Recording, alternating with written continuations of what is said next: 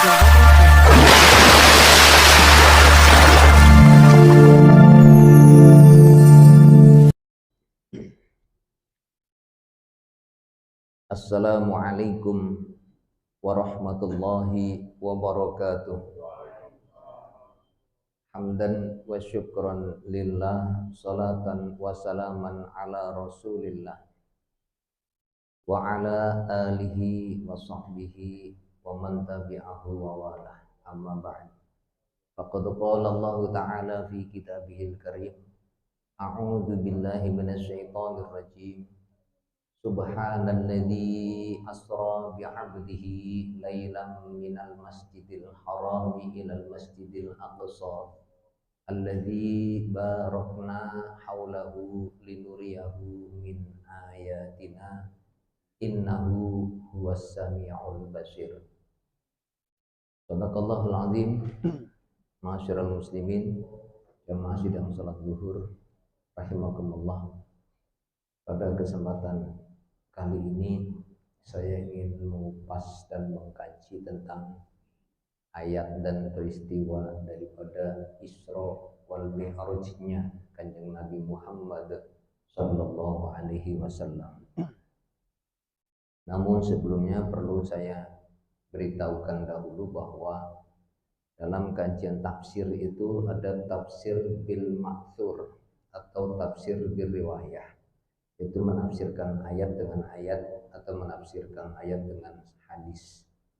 Ini adalah sudah umum dipakai dan ini sudah masyhur.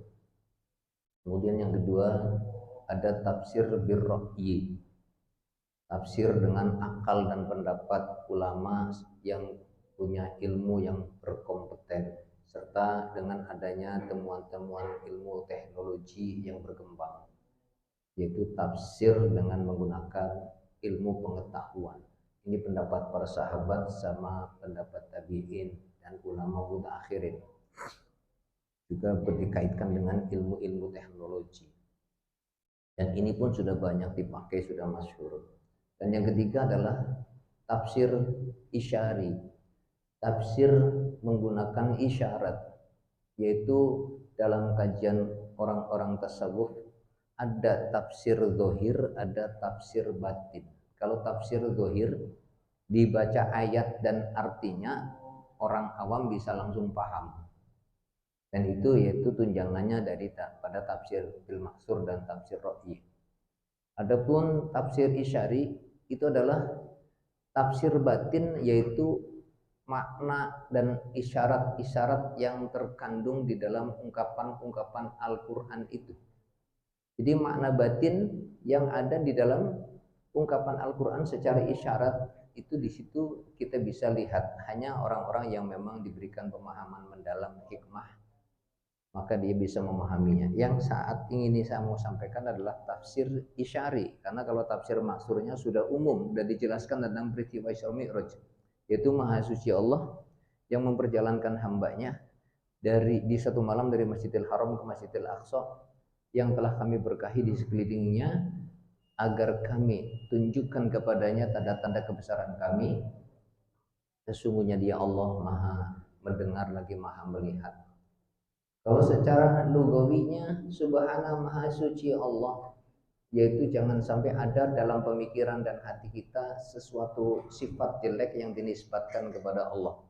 Karena yang pertama, kalau orang kafir jelas mereka sering mensifati Allah dengan sifat buruk. Tapi terkadang kita, orang yang imannya masih lemah, ada kalanya berburuk sangka dengan benda dan peristiwa. Itu namanya kita mensifati dengan sifat buruk. Kejadian yang tidak kita sukai secara naluri hawa nafsu dan selera diri, terkadang kita nisbatkan kepada Allah bahwa itu adalah sebuah kesalahan. Padahal salahnya bukan pada ciptaan dan perbuatan Allah. Salahnya adalah ketika kita salah memahami dan salah menyikapi. Ketika salahnya itu disandarkan kepada diri kita sendiri, maka itu kita tetap mensucikan Allah. Tapi kesolahnya itu disandarkan dan dinisbatkan kepada Allah, bahwa seolah-olah kejadian ini tidak berguna, kejadian ini salah, Allah tuh salah mendesain alam. Itu dalam menisbatkan keburukan kepada Allah. Itu namanya kita mengotori Allah. Andai kata kita mau memukul tembok beton untuk menghancurkannya dengan telapak tangan kita, maka bukan temboknya yang hancur, tapi tangan kita yang hancur. Begitulah Allah yang suci mau dikotori dengan pikiran kita, maka Allah tidak akan pernah kotor. Yang kotor adalah pikiran dan jiwa kita. Maka sucikanlah Allah dari hal-hal yang terlintas buruk di pikiran dan hati kita hanya gara-gara tidak sesuai selera kita peristiwa. Jadi sekali lagi kata subhana adalah mensucikan Allah, jangan sampai kita mensifati Allah dengan sifat buruk. Karena Allah juga mengingatkan kita, subhana rabbika rabbil izzati amma yasifun, maha suci Tuhanmu, Tuhan yang luhur, yang suci dari kekurangan sebagaimana yang disifati orang-orang kafir. Kenapa di sini disebut ayatnya diawali dengan subhana? Karena peristiwa yang akan diceritakan pada ayat ini peristiwa yang di luar nalar logika manusia. Saudaraku rahimakumullah, apa itu kemudian selanjutnya? Alladzi asra, zat yang memperjalankan. Asra itu fi'il muta'addi atau dalam bahasa Indonesia adalah kata kerja transitif, yaitu kata kerja yang membutuhkan objek penderita. Dalam bahasa Arab fi'il muta'addi membutuhkan maf'ul bih. Dalam hal ini adalah fi'il lazim saro ditambahkan alif sebelum fafi'il menjadi asro. Dari kata saro berjalan menjadi asro menjalankan. Karena memang di sini nabi yang akan dijalankan itu bukan berbuat sendiri, Allah lah yang berbuat. Nabi menjadi maf'ul bih, yaitu bi abdihi, hambanya.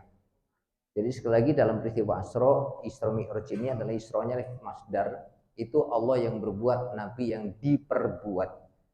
Maka kemudian maf'ul bihnya bi abdihi. Kenapa menyebutnya tidak bi Muhammadin, bi abdihi? Allah menyebut nabi selalu di dalam Al-Quran menyebut gelarnya, bukan menyebut namanya. Tetapi kali ini gelar yang dipanggil adalah Abdullah.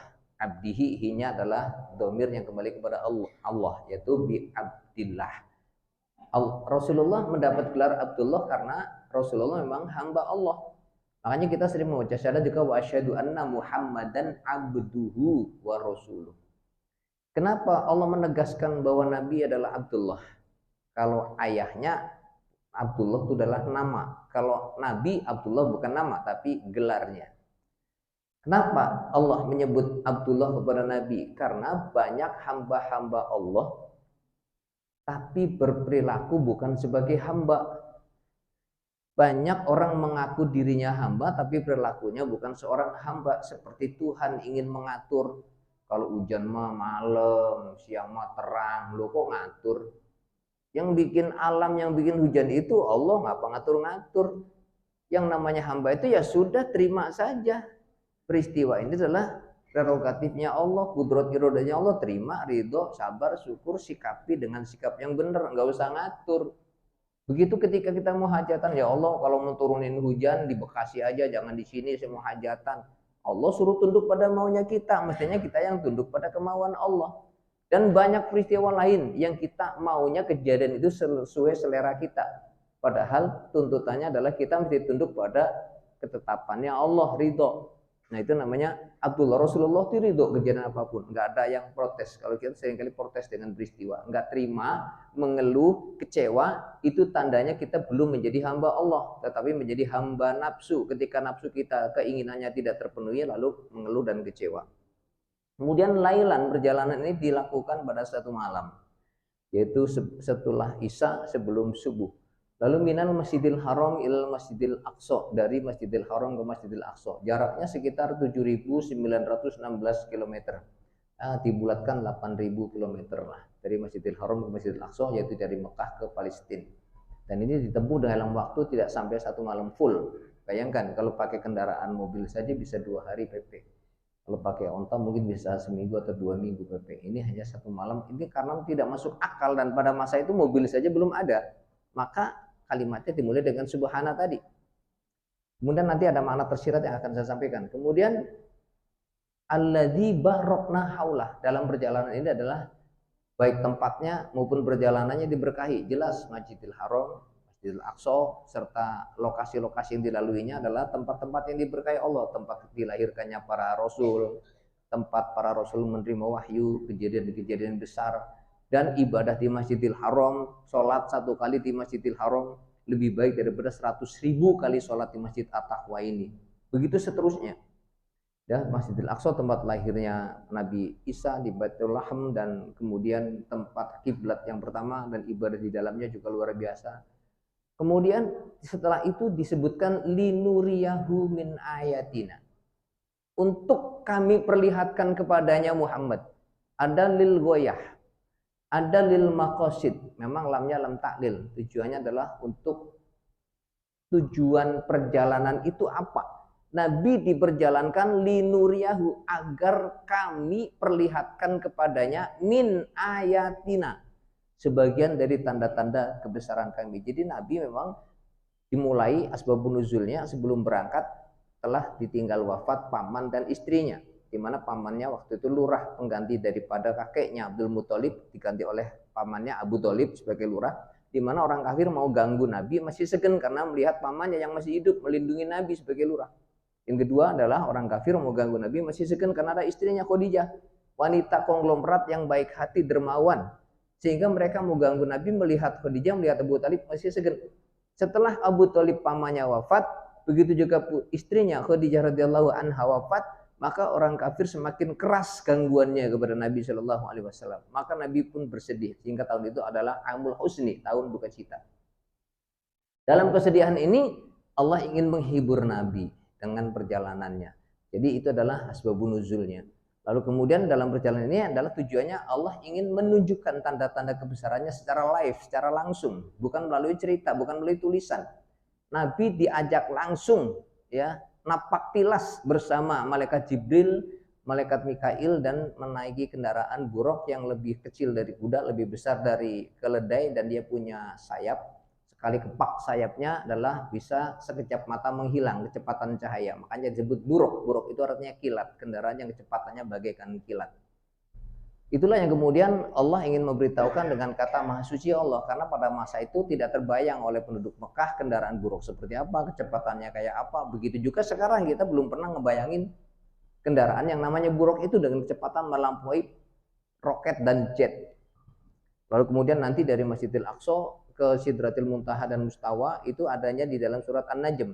Adapun perintah sholat yang 50 waktu sehingga menjadi 5 waktu adanya dalam hadis Sahih Bukhari Muslim. Dan di ujung ayatnya innahu huwas samiul basir, sesungguhnya dia Allah Maha mendengar lagi Maha melihat. Bagaimana kita melihat dari sisi tafsir isyari? Tadi pertama dikata subhana, jangan ada. Kita melihat kejadian adalah sebuah keburukan.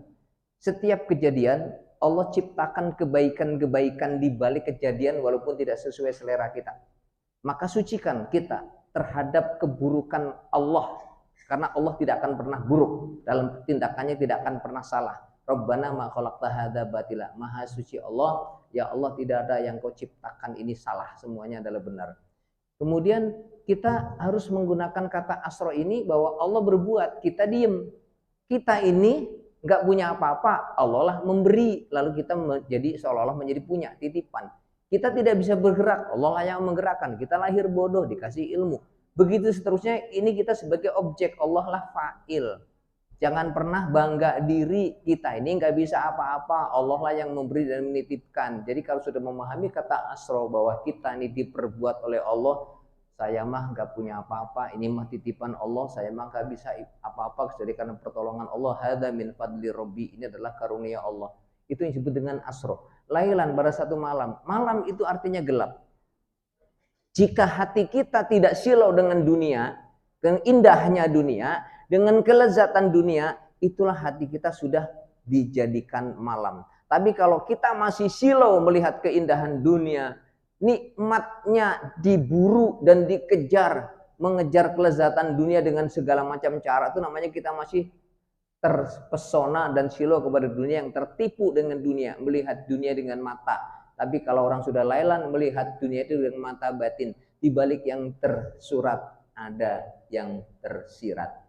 Kalau kita melihat benda dengan mata zahir, maka kita banyak kecewa. Misal melihat wanita cantik dengan mata kepala, maka kita akan kecewa. Ternyata setelah kita nikahi dia, kecantikan wajahnya tidak membahagiakan. Karena yang membahagiakan bukan yang tampak oleh mata.